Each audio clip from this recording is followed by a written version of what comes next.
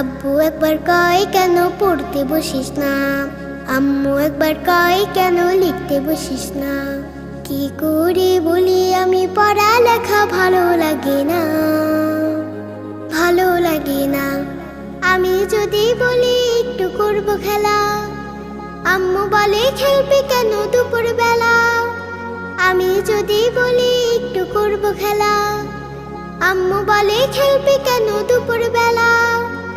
আমি যদি হতাম মা বাধা নিষেধ করতাম না, আমি যদি হতাম মা বাধা নিষেধ করতাম না।